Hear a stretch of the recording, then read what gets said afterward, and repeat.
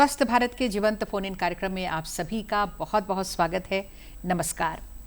आज के जीवंत फोन इन कार्यक्रम में हम बातें करेंगे हमारी हड्डियों के बारे में, हमारी नसों के बारे में, क्योंकि इनका स्वस्थ रहना बेहद ज़रूरी है।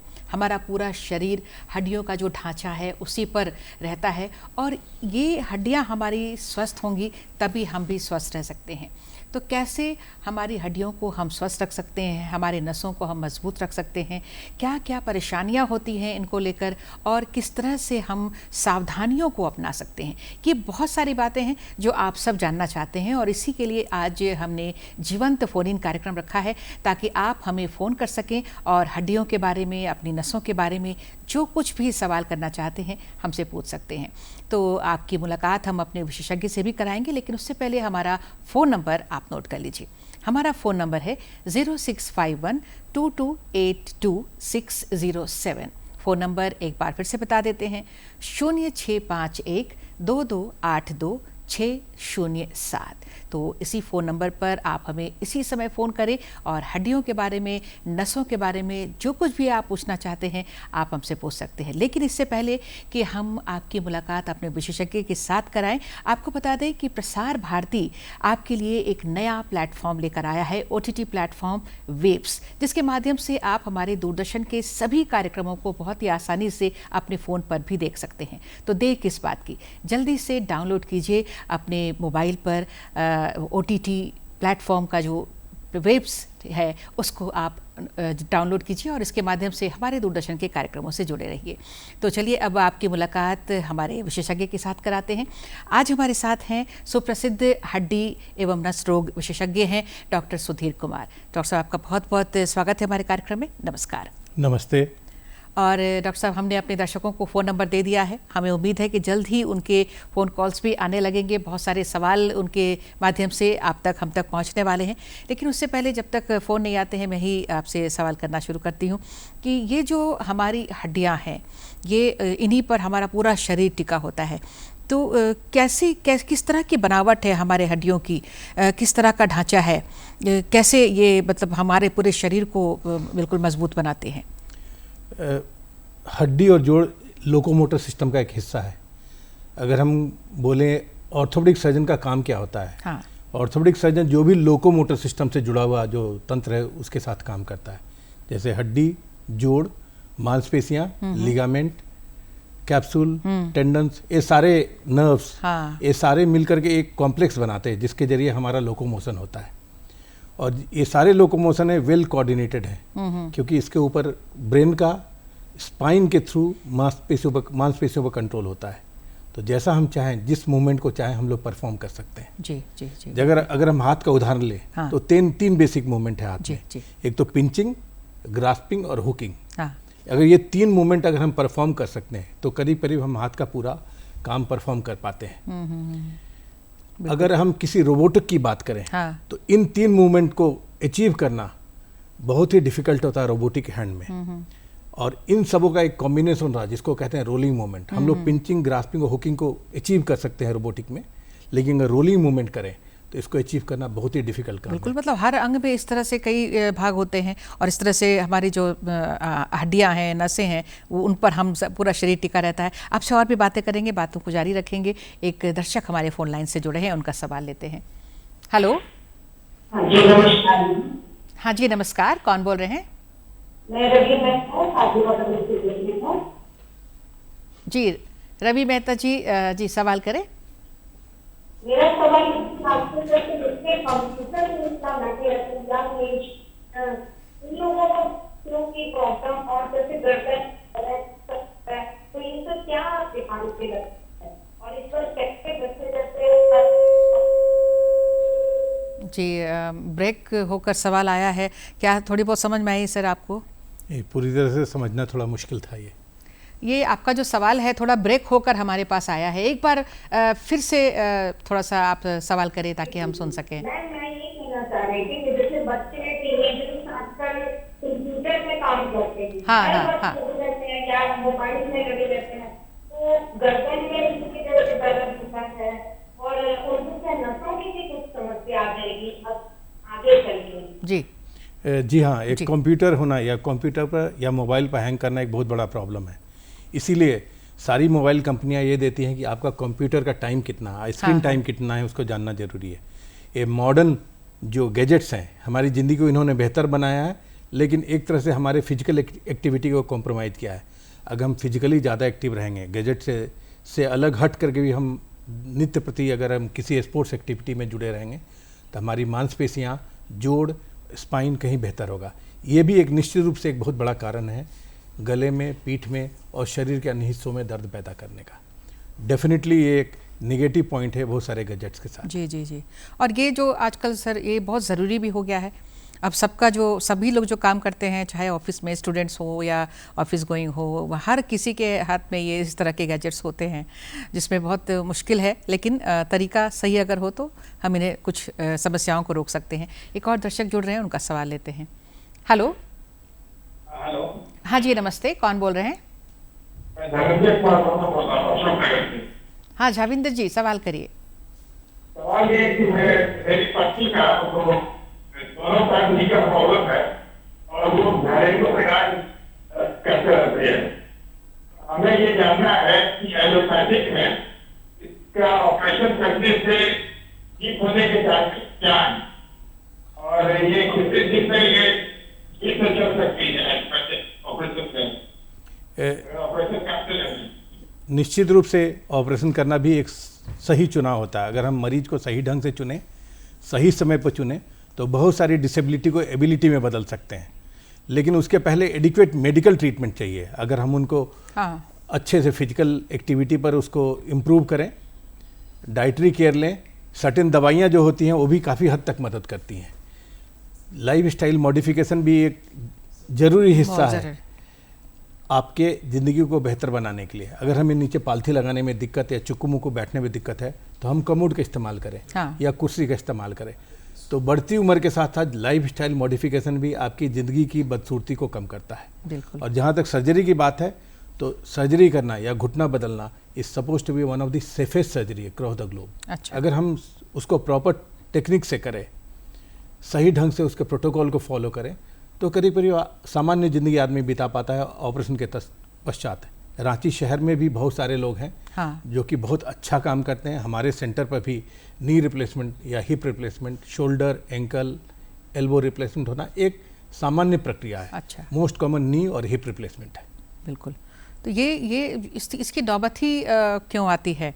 मतलब ये रिप्लेसमेंट जो है ये कब होना चाहिए? मतलब तुरंत कुछ भी समस्या हो तो? ना बिल्कुल नहीं। I am not a pro replacement surgeon. मैं उसको बहुत जोर से सपोर्ट नहीं करता हूँ। But life become challenging. अगर ज़िंदगी हमारी चैलेंजिंग हो जाए और लगे कि हमारे डिफ़िकल्टी का लेवल बहुत हाई हो गया, तो भी एक सही चुनाव है जिसमें आपकी के फंक्शन को इम्प्रूव कर सकते हैं, घुटने के तकलीफ को कम कर सकते हैं और quality of life will improve. ये लाइफ स्टाइल सर्जरी है। जी बिल्कुल। सर्जरी के बारे में हम बात करेंगे क्योंकि लोगों को थोड़ा सा डर भी होता है इसको लेकर। एक दर्शक जुड़ रहे हैं, उनका सवाल लेते हैं। हेलो। Good afternoon ma'am. हाँ, गुड आफ्टरनून, कौन बोल रही हैं? पिया बर्मन अपने बिहार से। अच्छा, पिया बर्मन जी, चलिए बहुत स्वागत है, फिर से आप जुड़ी हैं हमारे साथ, सवाल करिए। Thank you so much ma'am. हम बुजुर्गों में चलने फिरने में दर्द और संतुलन बिगड़ता है, हाथ भी कांपता है, किस बीमारी की ओर इशारा करता है ये? जी, ये निर्भर करता है कि आमतौर पर जो हाथ कांपने का प्रॉब्लम और चलने फिरने का संतुलन बिगड़ता अगर है तो दो रीजन होता है। अगर हम करें भौतिक रूप से जिन चीज़ों को प्रॉब्लम है, कई दफ़ा चीज़ें, कुछ दफ़ा तो नहीं, कुछ दफ़े चीज़ें जो है ब्रेन से जुड़ी हुई होती है, जिसको सेरिबेलम बोलते हैं। लेकिन अगर हम भौतिक चीज़ों को के अलावा और चीज़ों की बात करें, फिजियोलॉजिकल बात करें, तो सबसे जो खास कारण होता है एप्रीहेंशन होता है। अगर हम बहुत एप्रीहेंड करते हैं, बहुत चिंता करते हैं, तो भी हमारे हाथ पैर में कंपन आता है। इसके अलावा शरीर को बैलेंस करने के लिए ऑर्गन भगवान ने बनाए हैं, जिसमें जॉइंट के अंदर रिसेप्टर्स होते हैं, कान के अंदर भी रिसेप्टर होते हैं, इनर ईयर में, जो कि आदमी के शरीर को बैलेंस करता है, और शरीर के और हिस्से में जो है बैलेंसिंग ऑर्गन या हेल्प करने के लिए सिस्टम होता है। अगर ये सब सुचारू रूप से कोऑर्डिनेटेड हो तो ये समस्या नहीं आती है। लेकिन निश्चित रूप से अगर हम ऑर्थोपेडिक सर्जन का हेल्प लें, ENT सर्जन का और मेडिकल ट्रीटमेंट का हेल्प लें, तो 10 में से 9 चीज़ों का उपचार अच्छे से संभव है। कुछ दफ़े चैलेंजेस ज़रूर हैं, लेकिन समस्या है तो समाधान भी आमतौर पर इस जमाने में संभव है। बिल्कुल, मतलब ये जो कंपन है वो हड्डियों या नसों के चलते कह सकते हैं। ऐसा भी हो सकता है, जैसे मान लीजिए कई दफ़ा सर्वाइकल स्पॉन्डिलाइटिस, एक हाँ। वर्ड ऐसा स्पॉन्डिलाइटिस है जिसका जिक्र हमेशा हम लोग करते हैं। जी, spondylitis is age related phenomena, हम इसे प्रॉब्लम नहीं कहते हैं। अगर हमारी उम्र बढ़ी हुई तो बाल पकना बीमारी नहीं है, जी, लेकिन पके हुए बाल दुखने लगे तब बीमारी है। जी। वैसे ही है कि अगर हम स्पॉन्डिलाइटिस की बात करें हाँ, तो इतने चेंजेस हमारे साथ होंगे ही। अगर सीनियर बन रहे हैं, सीनियर सिटीजन हो रहे हैं, it should be graceful and painless. अगर हमारे ज़िंदगी में समस्या है तो उम्र के अनुसार चीज़ों का उपचार करना अच्छे से अधिकांश समय संभव है, बशर्ते हम दोनों ओर से ओपन रहें, मरीज भी ओपन रहे और डॉक्टर भी उन समस्याओं को हल करने के लिए ओपन रहते हैं। बिल्कुल बिल्कुल, ये बहुत अच्छी बात आपने कही है। एक और दर्शक जुड़ रहे हैं सर, उनका सवाल लेते हैं। हेलो। हेलो। हाँ जी, नमस्ते, कौन बोल रही हैं? नमस्ते, मेरा नाम आकांक्षा है। हाँ, आकांक्षा, कहाँ से बोल रही हैं? Ranchi AP college. अच्छा, ठीक है, सवाल करिए। मेरा ये कहना है कि मेरे को बीच में एक नस का प्रॉब्लम हुआ था, तो जब हम मेडिसिन लिए था वो ठीक हो गया, लेकिन जब हम मेडिसिन छोड़ दिए अभी तो बीच में वापस से वो पेन उठता है। वो क्या थोड़ा सा लाइफ टाइम लेना पड़ेगा मेरे को मेडिसिन? थोड़ा सा डॉक्टर साहब को आप बताइए कि कहाँ पर पेन है, कहाँ पर क्या कुछ चोट वगैरह लगी थी, नहीं लगी थी, क्या हुआ था? पीछे नेक के तरफ में प्रॉब्लम हुआ था, वहाँ अच्छा। का नस दब गया था, अच्छा, जिस वजह से मेरे को चलने में दिक्कत हो रही थी। यहाँ किसी भी प्रॉब्लम की समस्या का दो समाधान है, या कहें तो तीसरा समाधान सोच सकते हो, विलफुल नेग्लेक्ट है।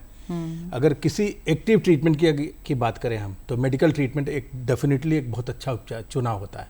लेकिन अगर हम लोकेट कर सकते हैं, MRI, CT स्कैन, एक्सरे या और भी किसी डायग्नोस्टिक टूल में अगर लोकेट कर सकते हैं कि यहाँ पर नस दबा हुआ है, जी, तो सर्जिकल उपचार होना भी उतना ही सुरक्षित है जितनी सुरक्षित दवाइयाँ हैं। किसी भी ऑपरेशन का रिस्क इक्वल है, कभी कभी थोड़ा ज़्यादा होता है, लेकिन अगर हम ऑपरेशन की बात करें तो छोटा ऑपरेशन हो या बड़ा ऑपरेशन हो, risk factor is the same. आमतौर पर छोटे समय तक दवाइयाँ लेने से लोग अपने को बेहतर पाते हैं, लेकिन कुछ चीज़ें ऐसी हैं जिसमें कि अगर हम विटामिन की बात करें, डाइटरी सप्लीमेंट की बात करें, फिजिकल एक्टिविटी की बात करें, तो केयर तो ज़िंदगी भर करने की बात है। हाँ, जैसे नित्य प्रति हम लोग खाते पीते, स्नान करते हैं, अपनी देखभाल करते हैं, वैसे ही ये देखभाल करना हमेशा की जीवन शैली में शामिल होना चाहिए। मोस्टली ये पोस्चरल होता है, लेकिन अगर दवाइयों को लेने से अगर बेहतरी आती है तो मतलब इनका वही था बेहतर कि हो दवा सकता है। लेते रहना पड़ेगा क्या हमेशा? हमेशा नहीं कह सकते, लेकिन निश्चित रूप से अंतिम निर्णय लेने के लिए आपको डॉक्टर से मिलने की ज़रूरत है। मतलब अगर सर्टेन टाइम तक अगर दवाएं दी गई हैं डॉक्टर साहब के माध्यम से और तब तक भी अगर ठीक नहीं हो पा रही हैं, दवा लेने की आवश्यकता महसूस हो रही है, तो फिर फर्दर ट्रीटमेंट के लिए एक बार फिर से देखने की जरूरत फिर से देखने की ज़रूरत पड़ सकती है कि कुछ और तरीके से इसका ट्रीटमेंट किया जा सकता है। जी हाँ। जी, यही सर्जरी से लोग भागते हैं और इसी वजह से दवाओं पर ज़्यादा जोर देते हैं। आप तो चिकित्सक हैं, हर दिन देखते होंगे इस चीज़ को, आपसे ये जानेंगे। लेकिन एक दर्शक बिल्कुल आपको देखा है, हमारे दर्शकों ने अभी दूरदर्शन पर देख रहे हैं और बस जितना सवाल हो सके आपसे पूछेंगे अभी। हेलो। हाँ जी, नमस्ते, कौन बोल रहे हैं? हम शत्रुघ्न हाँ, जी शत्रुघ्न जी, कहाँ से बोल रहे हैं? हम काम करते हैं बंगाल में काम। बंगाल में चितरंजन से? जी जी जी, सवाल करिए। बोल रहे हैं जो मशीन से बोरा कम्बू की राय कर रहे हैं। हाँ, उसके बाद ये पीठ में वो जो गर्दन के नीचे दर्द उठा था, तो दर्द ऐसे मिट नहीं रहा है, दर्द वाला मलहम लगा रहे हैं फिर भी नहीं अच्छा हो रहा। अरे दाहिना ऐसे दाहिना हाथ उठाते हैं नीचे पर थोड़ा सा यहाँ लगता है कि गर्दन के नीचे की मेन जो की हड्डी है वो मेन वाला हाथ नहीं उठा पा रहे हैं? उठाते हैं लेकिन दर्द दर्द होता है। जी जी जी। मलहम का रोल तो आमतौर पर हड्डी जोड़ में बहुत सीमित है। अगर हम दवाइयों से उपचार करें, दर्द की दवाइयाँ, दर्द निवारक गोली और मांसपेशियों में तनाव कम करने की दवाइयाँ कहीं बेहतर आपको मदद करती हैं, लेकिन किस दवा को चुने हाँ, या न चुने या कितना सेफ है, ये तो डॉक्टर से मुलाकात करके आप तय कर सकते हैं। मेरा ख्याल है कि जो जहाँ पर उपलब्ध जो आपके रिसोर्सेज हैं उनसे मुलाकात करें बिल्कुल। ताकि आपकी समस्या का उत्तम समाधान हो बिल्कुल। सके। इनकी जो समस्या है वो एक बार दिखा लेने से अंदर बेहतर तक होगा। पता चल जाता है कि क्या क्या परेशानी है और उसके हिसाब से फिर दवाएं दी जा सकती हैं। तो एक बार इनको आप यही सलाह देंगे कि एक बार अपने डॉक्टर से, निकटतम जी हाँ। जो भी हड्डी रोग विशेषज्ञ हैं, उनसे दिखा लेते हैं।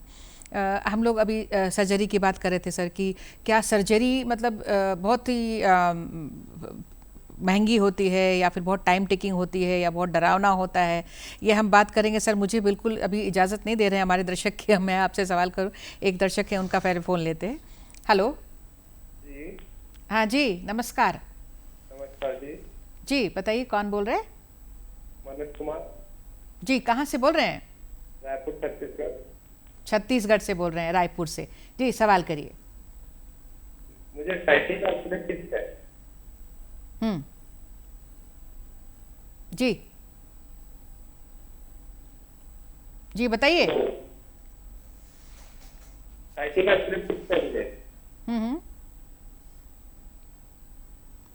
क्या जानना चाहते हैं? हाँ, ये लड़कों की तकलीफ है, साइटिक है।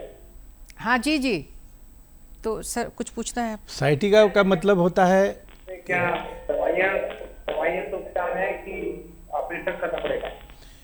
ये निर्भर करता है सिम्टम कितना है आपको। अधिकांश में दवाइयाँ आपकी मदद करती हैं, 10 में से 9 दफ़े आप दवाइयों से ठीक हो जाते हैं, लेकिन ऑपरेशन उतने ही सुरक्षित है जितना कि सड़क पर चलने में खतरा है, उससे कहीं कम खतरा है। हाँ। डरने की उसमें कोई बात नहीं है। अगर मान लीजिए एक जगह नस दबा हुआ है, बहुत छोटे से चीरे से, जिसको एंडोस्कोपिक सर्जरी कहते हैं, करीब करीब 8 से लेकर के 16 मिलीमीटर, अच्छा। 1 सेंटीमीटर या 2 सेंटीमीटर, 1 इंच से भी कम चीरे से आप उसको डिस्क को बहुत अच्छे से हैंडल कर सकते हैं, और इसका अस्थायी समाधान है।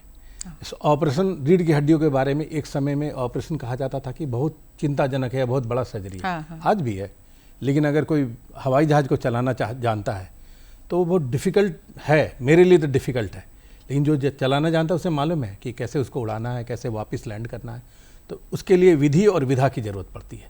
अगर सही ढंग से उपचार करें तो निश्चित रूप से इसका क्योर पॉसिबल है, जी जी, लेकिन कारण को पहले ढूंढने की ज़रूरत है और सही उपचार करने की ज़रूरत है। बिल्कुल। और इनका कितना लक्षण कितना ज़्यादा है?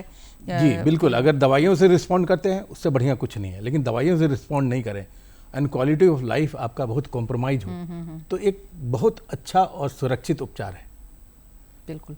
तो ये जो सर्जरी है, ज़रूर लोग डरते हैं इससे। मैंने यही सवाल भी आपसे किया था, और आप बताते होंगे लोगों को। आप भी अभी बता रहे हैं एंडोस्कोपी जो सर्जरी है वो तो बहुत छोटे से छेद से चीरा, लंबा चीरे भी नहीं लगता है। और किस तरह की सर्जरी है आज के समय में, जब आधुनिक बहुत सारी चिकित्सा जगत में हम लोग हैं यहाँ पर? अगर हम कहें तो 4 तरह की चीज़ें हैं। जन्म से होने वाला डिफॉर्मिटी, जो कि दिस इज वेरी वेल करेक्टेबल। अगर रीढ़ की हड्डी में तिरछापन, टेढ़ापन है, उसको जन्म करेक्ट से कर अगर सकते हैं, है तो। जन्म से है। दूसरा है चोट लगने के बाद पैरों में लकवा मार जाता है, हड्डियां टूट जाती है, तो उसका भी उपचार सही समय पर सही ढंग से पॉसिबल है। अगर कोई न्यूरोलॉजिकल प्रॉब्लम है, पैर में कमजोरी है, तो उपचार के बाद उसमें बहुत सारे लोगों में अच्छे से सुधार आता है। हाँ। तीसरी बात करें, कैंसर की बातें करें।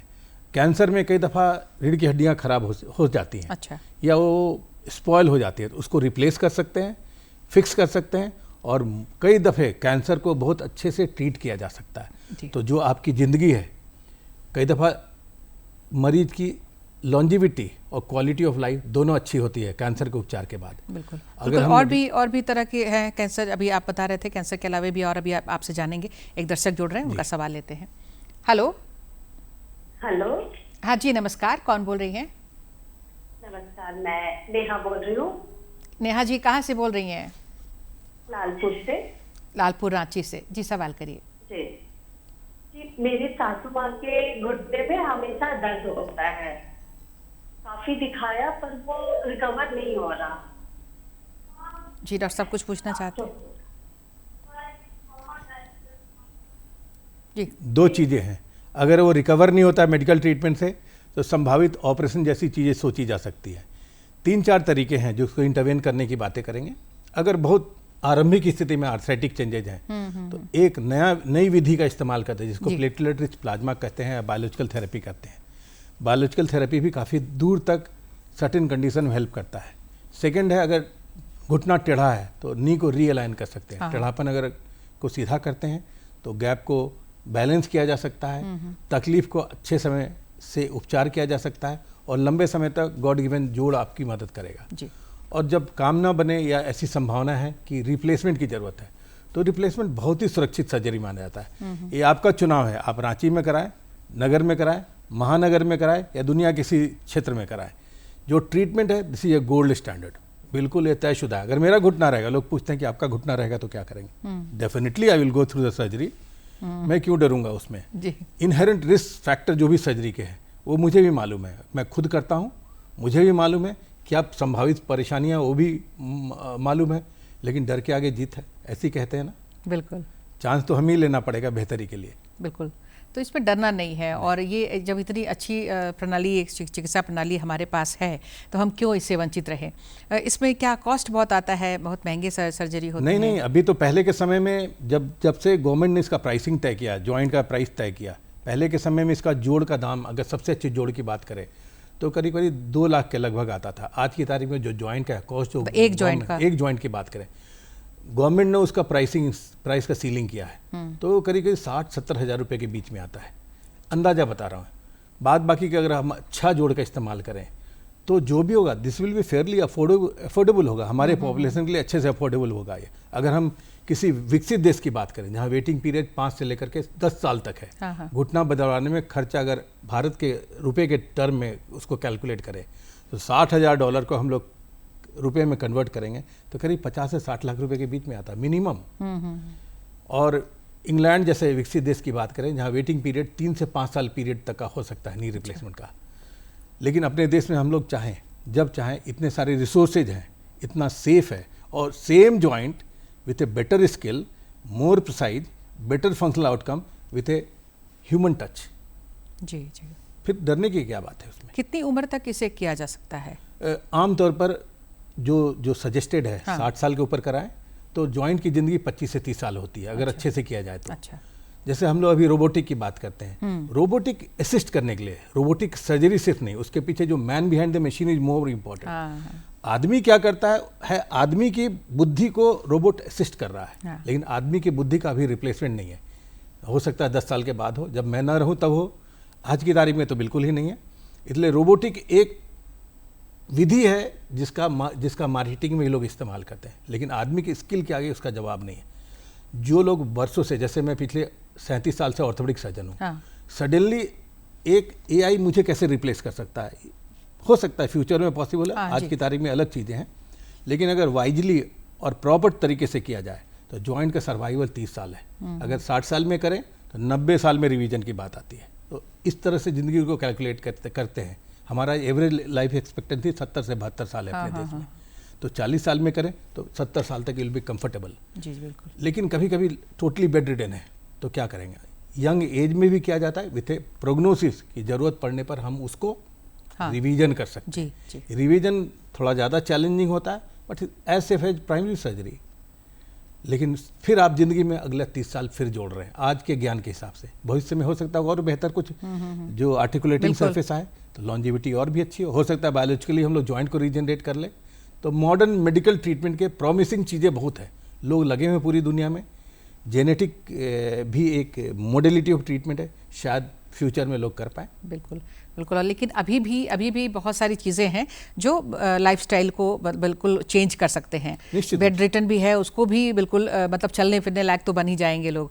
तो क्या आफ्टर इफेक्ट भी इसका होता है? बहुत लोग डरते हैं इसमें, कुछ साइड इफेक्ट्स आफ्टर इफेक्ट में 3 चीज़ों के लिए मना किया जाता है। पहले जैसे हाँ जी, आप पालथी ना लगाएं, चुक्कू मुग ना बैठे, और भगवान ने हमें जोड़ दिया है अगर सब ठीक रहा जीवन भर के लिए। आदमी, हम लोग आदमी है, we are making the joint like a man made joint, so how can we compare our self with the God? ईश्वर ने जो दिया है, we are not challenging the God, we are with the nature. लेकिन अगर जिन life is becoming hell तो ये भी एक संभावित है। मैंने सबसे कम उम्र में जिसका हिप रिप्लेसमेंट किया है 19 साल का लड़का था, वो टोटली बेड रिडन है। मेरे पास चॉइस क्या है? लेकिन उसके हिप का जॉइंट बिल्कुल अलग होता है। हिप जॉइंट में जो बेयरिंग सरफेस होता है जिसका सेल्फ लाइफ अगर हम कैलकुलेट करें तो 40 से 50 साल है। 20 साल में ऑपरेट किया, करीब 70 साल तक, 60 से 70 साल तक ही is going to have a painless comfortable mobile life. बिल्कुल। और आपसे जानेंगे कई सारी सर्जरी के बारे में आप बता रहे थे, एक दर्शक जुड़ गए हैं। हेलो। हाँ जी, नमस्ते, कौन बोल रही हैं? नमस्ते मैम, मैं दिव्य शर्मा बोल रही हूँ, सांची लाल। जी, जी सवाल करिए। मैम मेरी उम्र 35 प्लस है और मेरे हड्डियों में बहुत ज्यादा पेन रहता है मैम। हड्डियों में जोड़ होने का, दर्द होने का सबसे कॉमन कारण होता है पुअर फिजिकल एक्टिविटी। और अगर हम फिजिकल एक्टिविटी को इम्प्रूव करें, एक्सरसाइजेज करें जिसमें कुछ गार्डेड ग्रेजुअल एक्सरसाइजेज हैं, हाँ। और और अपना नित्य चर्या में अगर हम लोग डाइटरी कैल्शियम, प्रोटीन, विटामिन शामिल करें, एडिक्वेट हाइड्रेटेड रखें, चिंता मुक्त रखें, तो बहुत सारी समस्याओं से मुक्ति पा सकते हैं। करीब करीब 30% लोगों को problem is psychiatric in origin. Psychiatric का मतलब ये नहीं होता कि हमें पागल खाने जाने की जरूरत है या मानसिक रूप से विक्षिप्त है, ऐसा नहीं है। हमारी नित्य प्रति की चिंता जो होती है, हमारा स्ट्रेस होता है, वो भी हमारी जीवन शैली में शामिल होता है। अगर मुझसे कहे कि क्या मुझे स्ट्रेस नहीं होता है, हर रोज मुझे स्ट्रेस का सामना करना पड़ता है, socially, economically, physically, what ever is it. अगर हम ड्राइव कर रहे हैं तो भी हमें स्ट्रेस होता है, अगर हम ऑपरेट करने जा रहे हैं तो भी एक स्ट्रेस के थ्रू गुजरना पड़ता है, क्योंकि I am answerable to the society, answerable to the patient. ये छोटी छोटी चीज़ें जो हैं, जो क्लब करके आपको फिजिकल मैनिफेस्टेशन कर सकती है। लेकिन हम डाइटरी केयर करें, फिजिकल एक्टिविटी इंप्रूव करें, तो इन सब चीज़ों को समाधान कर सकते हैं। फिर अगर आपको लगे कि नहीं, आपकी समस्या का समाधान नहीं है, तो consult a suitable orthopaedic surgeon. बहुत सारी चीज़ों का लाइफस्टाइल मॉडिफिकेशन, डाइटरी मॉडिफिकेशन और कुछ दवाइयाँ, सर्टेन केमिकल्स आपकी ज़िंदगी की बदसूरती को बहुत दूर तक कम कर सकते हैं। बिल्कुल, बल्कि आपको लगेगा फिर से जिंदगी मतलब ये शिकायत ही दूर हो जाएगी कि हरदम हमारी हड्डियों में जो है वो दर्द बना रहता है। और ये एक्सरसाइज की भी बात आपने छेड़ी है, तो मैं ज़रूर आपसे पूछना चाहूँगी कि किस तरह की एक्सरसाइज करने चाहिए, और अगर दर्द है हड्डियों में तो फिर क्या करना चाहिए? जो भी होता है ग्रेजुअल गार्डेड। अगर हम हाई फिजिकल एक्टिविटी में जाते हैं, सपोज किसी को जिम जाना हो या जुम्बा करना हो, तो ये सारे चीज़ें हैं ग्रेजुअली बिल्डअप की जाती हैं। अचानक हम कर डालेंगे तो ये समस्या का अपने में एक कारण है। लेकिन अगर हम सुपरविजन के अंदर करेंगे तो उसमें समस्या बिल्कुल ही नहीं होगी। सेकंड है कि जो रेगुलर फिजिकल एक्टिविटी है, जैसे कि घूमना, टहलना, ग्रेजुअल जॉगिंग करना, स्विमिंग करना, ये सब बहुत माइल्ड टू मॉडरेट एक्सरसाइजेज हैं। इसको हम नित्य प्रति दिन में समाहित कर सकते हैं। लेकिन अगर अंतिम रूप से हम बात करें, जैसे बैडमिंटन खेलना हाई फिजिकल एक्टिविटी है, लेकिन क्रिकेट खेलना बहुत लो फिजिकल एक्टिविटी है, तो आपको चुनने की जरूरत है। आप कैसे अपने को बैलेंस करेंगे अपने लाइफ को किसी फिजिकल एक्टिविटी से। बिल्कुल, एक सही चुनाव भी करना बहुत ज़रूरी है। खान पान तो ज़रूरी है ही, बिल्कुल संतुलित और पोषण युक्त भोजन हमें करना चाहिए। समय कम है, लेकिन एक फ़ोन अभी हम ले सकते हैं। हेलो। हेलो, हाँ जी, नमस्कार, कौन बोल रही हैं? नमस्कार, मीनाश्री रामपुर से। जी सवाल करिए। मैं पूछना चाह रही, ज्यादा देर खड़े रहने से गर्दन में पेन होता है और पैर में पेन होना, ये क्या कोई बीमारी का संकेत है या नॉर्मल है? दर्द होना ही अपने में एक तथाकथित रूप से बीमारी कही जाती है। Pain is a sign of life. अगर हमारी ज़िंदगी है तो दर्द भी साथ में जुड़ा हुआ है। लेकिन दर्द अगर आपको बेहाल करे तो निश्चित रूप से उसका केयर करने की ज़रूरत पड़ती है। मोस्टली ये पोस्चरल होता है। पीठ का सही इस्तेमाल करें, गले का सही इस्तेमाल करें, एक्सरसाइजेज करें, डाइटरी केयर करें, जो ऑलरेडी मैंने कहा है। जी। तो आपकी बदसूरती में काफ़ी कमी आएगी। लेकिन साथ साथ अगर हम कहें कि सिर्फ दर्द के कारण आप तकलीफ में, तो ऐसा नहीं है। दर्द एक सिम्टम है जो बताता है कि आपको अपने देखभाल की ज़रूरत है। अगर मान लीजिए किसी में हमें हाथ हमारा गर्म चीज़ से टच हो जाए और महसूस हो कि ये जल रहा है, तो God is giving a sign, आपको बचाने की, अपने को सेव करने की ज़रूरत है। बिल्कुल। वैसे ही दर्द, pain is a sign of life. बिल्कुल, वो लक्षणों को समझे, और अगर ये सही नहीं हो रहा है तो फिर एक बार दिखाने की ज़रूरत है। हमारे डॉक्टर्स हैं हमारे आसपास में। सर, समय अब हमें इजाज़त नहीं दे रहा है कि मैं रिंग्स हमें लगातार फ़ोन के सुनाई दे रहे हैं, लेकिन अब उनके भी फ़ोन कॉल नहीं ले सकते और ना मैं आपसे अब सवाल कर सकती हूँ। तो अब समय आ गया कि आपको हम धन्यवाद दें सर, आप यहाँ आए और बहुत अच्छी जानकारियाँ आपके माध्यम से मिली हैं। आपका कीमती वक्त हमें मिला है, आपका हम बहुत बहुत धन्यवाद करते हैं। नमस्कार। नमस्ते। और आप सभी दर्शकों को भी बहुत बहुत धन्यवाद। नमस्कार।